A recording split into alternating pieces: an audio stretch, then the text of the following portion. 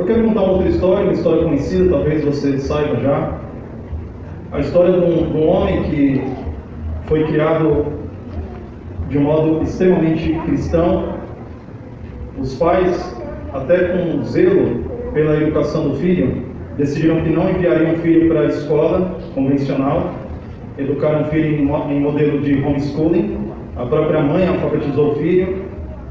O pai tinha habilidades manuais, ensinou o filho a mexer com madeira, com atividades manuais, que era o ganho, o sustento da família. Então ele teve uma educação simples, mas extremamente cristã.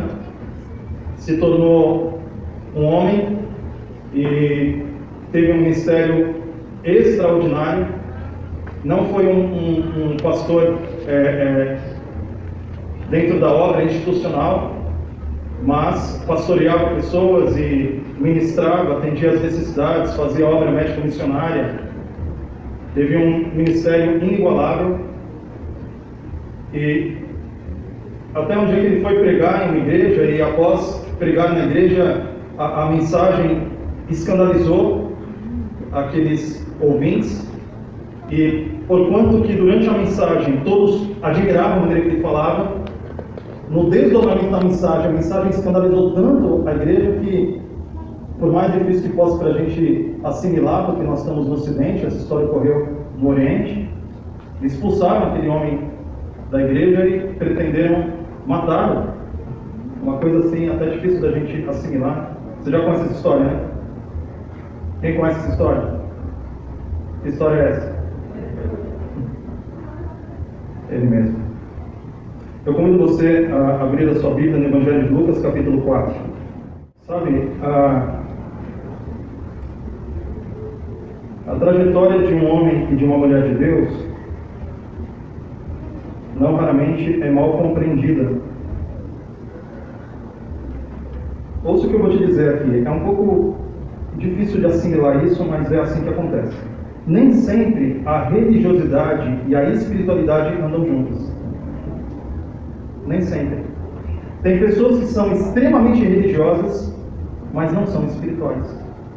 E por sua vez, tem pessoas que são altamente espirituais, mas não se encaixam em modelos religiosos. Nem sempre as duas coisas andam juntas. O berço da religião, Jerusalém, foi um ninho de cobras.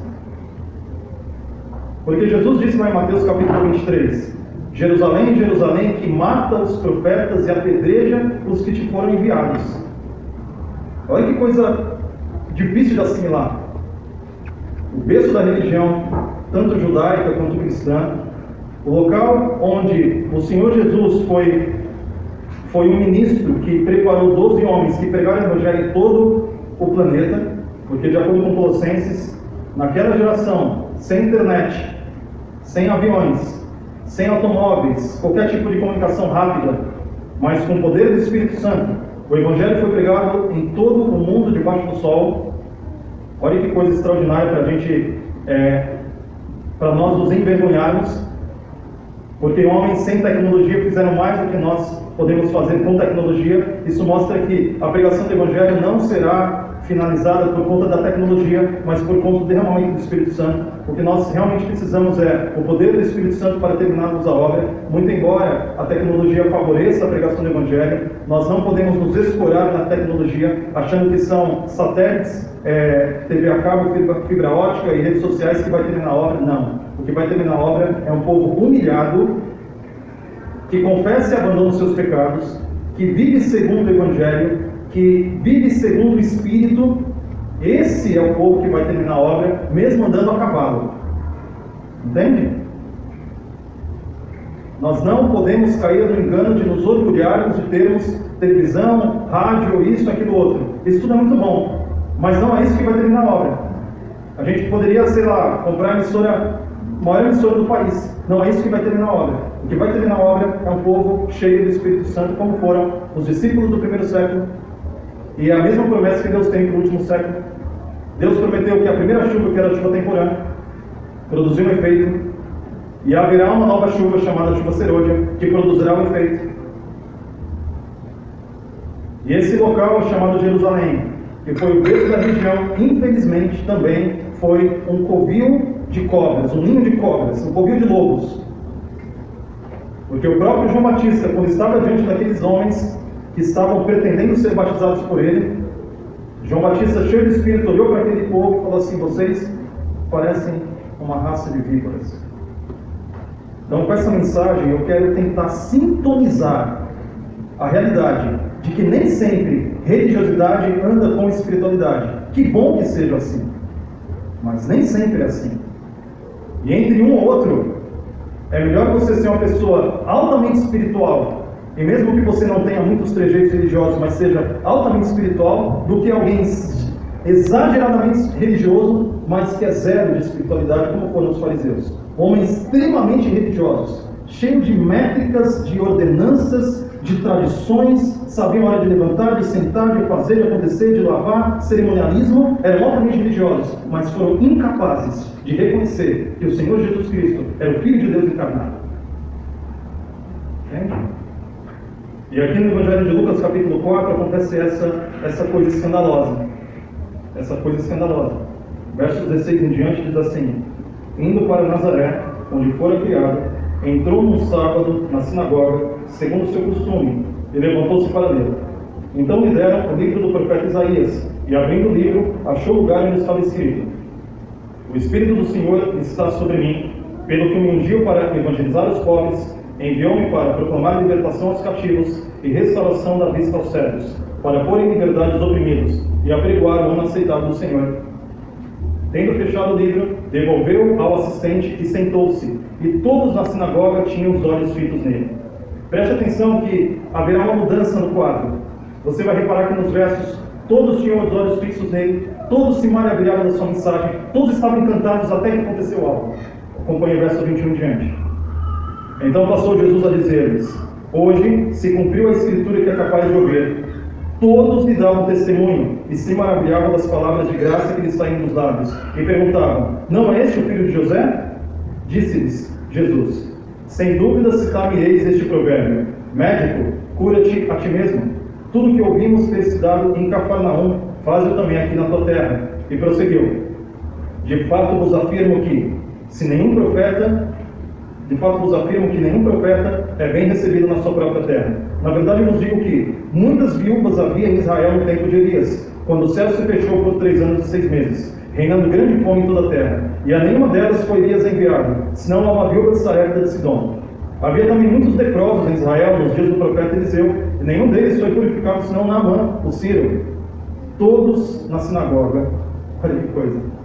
Os mesmos todos que tinham se encantado, os mesmos todos que tinham se maravilhado, os mesmos todos que estavam com os olhos fixos naquele homem, Jesus Cristo, agora, ouvindo estas palavras, se encheram de ira, e levantando-se, expulsaram-no da cidade, e o levaram até o cimo do monte sobre o qual estava edificado, para de lá o precipitarem abaixo. Jesus, porém, passando por entre eles, retirou-se.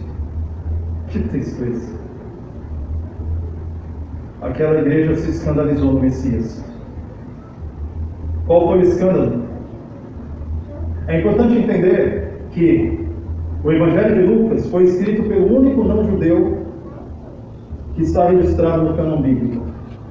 Desde Moisés até João na ilha de Patmos, Apocalipse, todos os livros foram escritos por homens judeus, exceto o Evangelho de Lucas e o livro de Atos. E o olhar de Lucas para o Evangelho é extraordinário. Porque Lucas, sendo um não-judeu, ele investigou o sacerdócio de Cristo, o ministério de Jesus Cristo, e tinha um olhar especial para os gentios. E é justamente pelo fato de Lucas ter um olhar especial sobre os gentios, é que ele relatou esse trecho do Evangelho, mostrando que o que escandalizou aquela sinagoga foi o fato de que Jesus tentou abrir os olhos daqueles judeus para a realidade descrita por Malaquias no capítulo 1, verso 5, quando o profeta profetizou dizendo: grande é o Senhor além dos limites de Israel. E tanto Elias quanto Eliseu fizeram milagres fora do arraial. Entende? Porque Deus é grande em todas as nações debaixo do sol. Deus é grande em todas as nações debaixo do sol. Povo de Deus, nós nos consideramos e de fato somos aqueles que têm uma bandeira especial para levantar diante do mundo. Nós somos aqueles que temos a incumbência, a missão, a responsabilidade de apresentar diante das nações a perfeita harmonia entre lei e graça, entre justiça e verdade. Como o salmista lá no Salmo 85 diz, a justiça e a paz se beijaram. Nós temos essa incumbência de mostrar ao mundo que lei e graça fazem parte do Evangelho. O Evangelho é essa combinação misteriosa entre justiça e misericórdia, lei e graça, fé e obras.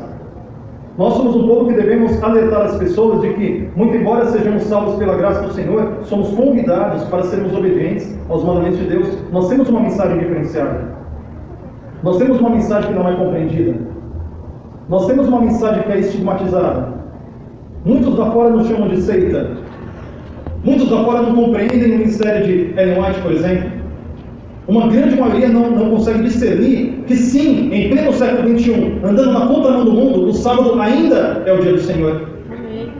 A esmagadora maioria do mundo olha para os adventistas do sétimo dia com estranheza. Com estranheza. Eles são seita. Eles seguem uma profeta. Eles fazem, não entendem, não assimilam, não discernem. Mas eu preciso dizer para você de que Deus te chamou com esse propósito de eventualmente escandalizar, de apresentar uma mensagem que deve ser apresentada, de muitas vezes até mesmo correr o risco, como aconteceu com Cristo, de ser rejeitado pelos que eram o seu próprio povo.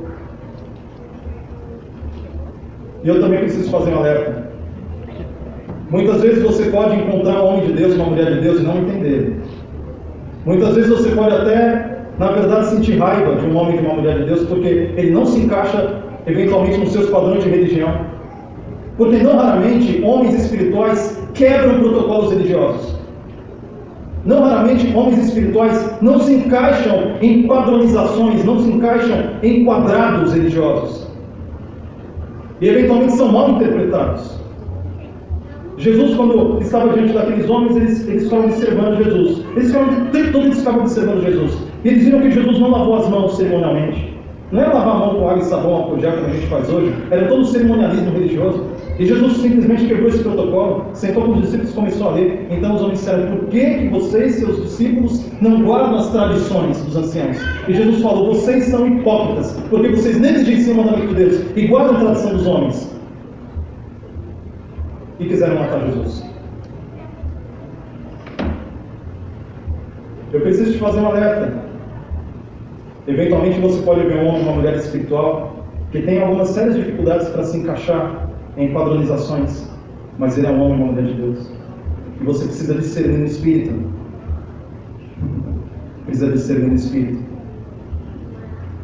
Porque as coisas espirituais se discernem espiritualmente.